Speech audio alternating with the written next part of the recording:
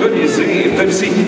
S'il devait y avoir un 5e match dans cette série, sera disputé ici, même vendredi 1er avril à 19h. On vous invite à suivre cette série. Québec Val sur les ondes de Québec 800, la radio officielle des séries des remparts. On m'avait compliqué. L'indiscipline du jeu de puissance, c'est l'histoire de match. C'est sûr que notre avantage numérique était la raison pour laquelle on a gagné ce match-là. 6 buts en avantage numérique. C'est sûr que j'aurais aimé ça que ce soit un peu différent. À son ensemble, je veux dire, on a fait certaines choses intéressantes. C'est génial. L'important, c'est qu'on soit en avant 2-0. Qu'est-ce que tu aurais aimé voir de mieux dans ton équipe? Voilà, 100% satisfait, à 55. À 55, j'ai trouvé qu'on n'était pas si pire que ça. Je veux dire, défensivement, on a échappé quelques rondelles le long des bandes, quelque chose du genre, mais je peux même pas dire qu'on a été là, mauvais à ce point-là, à 5 contre 5, je vais t'en avec toi. J'ai trouvé qu'offensivement, on a peut-être moins de jump qu'on avait hier, dans notre échec avant. Puis ce que je m'attendais qu'eux autres fassent, ils l'ont fait. Ils ont dû changer la rondelle de bord à chacune des opportunités qu'ils ont eues.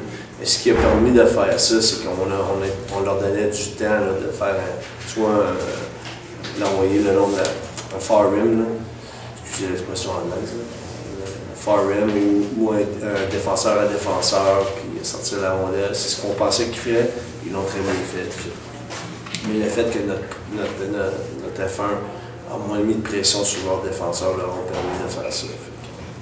C'était plus difficile de générer le déchet avant. Ça a-tu été un match aussi serré que ça? Que c'est ça? Écoute, je voulais te dire,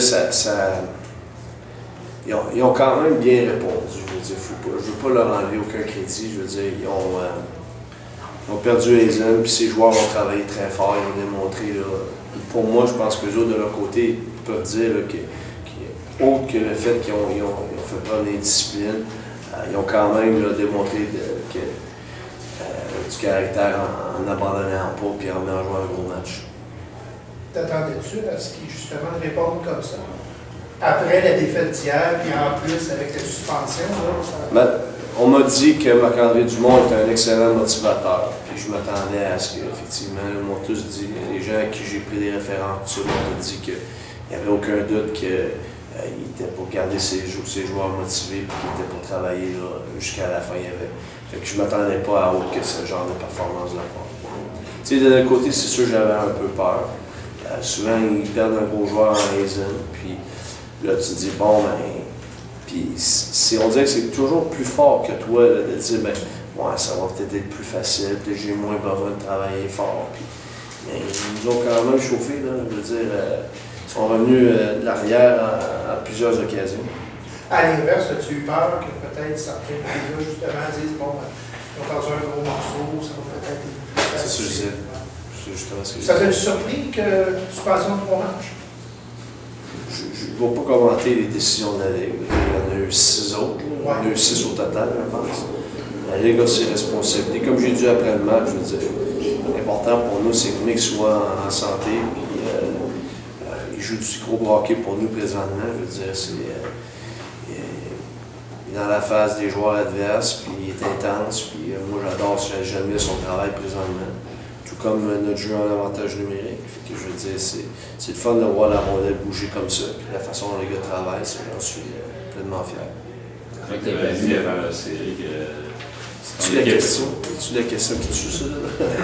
Tu avais dit avant la série que ton équipe aimait le jeu physique. Ouais. Je pense que vous avez bien répondu. On a eu des mises en échec vraiment spectaculaires. Effectivement. De votre côté, spécialement par Écoute, je voulais te dire que même on a donné de très bonnes mises en échec, on a joué. Non, je suis content là-dessus. On a été en mesure, là, je veux dire, de ne pas se laisser intimider par leur côté physique puis leur gros bonhomme. Puis, non, nos joueurs là-dessus répondent très très bien. Comment évalues-tu la performance de ton gardien?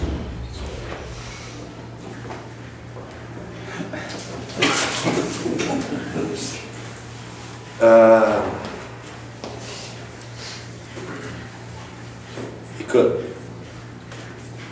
j'imagine que après 2 matchs, il n'a pas encore joué au sommet de ce qu'on s'attend de lui. J'ai espoir qu'il va rebondir fort à Ballon. Pas pour partir une polémique, mais de l'autre côté, on disait que les joueurs des Remparts se jetaient souvent à terre. Es-tu d'accord avec cette affirmation-là? Écoute, je comprends ce que les autres peuvent ressentir là, quand tu as eu 19 désavantages numériques, sauf que quand les hockey sont entre les 2 jambes, là, ça se peut que tu sois dans le trou. Je veux dire, les arbitres ne collent pas prennent pas des décisions parce que le gars il est avec son hockey à côté puis que le gars tombe à terre. Le hockey est entre les 2 jambes, le hockey c'est sa ceinture, ils ont pitché les rondelles dans l'estrade, ils ont frappé par en arrière, ils ont accroché. Qu'est-ce que tu veux? Moi, je suis obligé de te dire que je suis impressionné par le travail des officiels. Je veux dire, la façon dont ils se comportent, ils ne regardent pas le pointage, ils prennent les décisions, c'est 5 à 4. Le gars est nettement accroché. Qu'est-ce que je fasse? Moi, notre vitesse les dérange. Ça, j'en suis pleinement conscient. Notre vitesse les dérange, puis ils n'ont pas d'autre alternative qu'à un moment donné d'accrocher, puis c'est ce qui arrive. Puis tu sais, les hockey au visage, je veux dire, c'est la décision la plus facile pour un officiel à prendre en tant que je suis concerné. As-tu trouvé bon aussi par Pierre Lambert qui a appelé pour le revue national? Oui, avec le logo, ça. Arrivé à Val-d'Or avec une avance de 2-0 dans la série, c'est une situation que vous cherchez. Bien, c'est sûr qu'on est content de s'en aller à Val-d'Or 2-0 en avant, ça, il n'y a aucun doute là-dessus. Maintenant, il s'agit là, de continuer à bien se préparer, puis il s'agit pour nous là, de se concentrer sur le 3e match, c'est ce qu'on va vouloir faire. On va sûrement pas vouloir regarder plus loin que là, puis de regarder là, les choses qu'on peut peut-être améliorer, puis des ajustements qui auront à être apportés pour justement là, être en mesure de mieux répondre dans certaines situations. Est-ce qu'il y a des chances que Martin Lefebvre puisse jouer dans le 3e match? Ça, c'est une très bonne question. Tant et aussi longtemps qu'il va être à peu près à 80-90%, il ne jouera pas. Il va falloir que ce soit en haut de ça. On ne prendra aucune chance dans son cas. On ne sent pas le besoin là, je pense que nos 6 défenseurs font un excellent travail. Fait que je ne veux pas. Non, je n'ai pas d'intention. Je pense qu'on a créé du rythme. On a été sur la rondelle plus qu'hier. On a fait un meilleur travail. Pensez-vous que vous méritiez un meilleur sort ce soir? Bien, je pense pas. Je ne crois pas à ça dans les séries éliminatoires. L'équipe qui gagne, c'est l'équipe qui marque le plus de buts.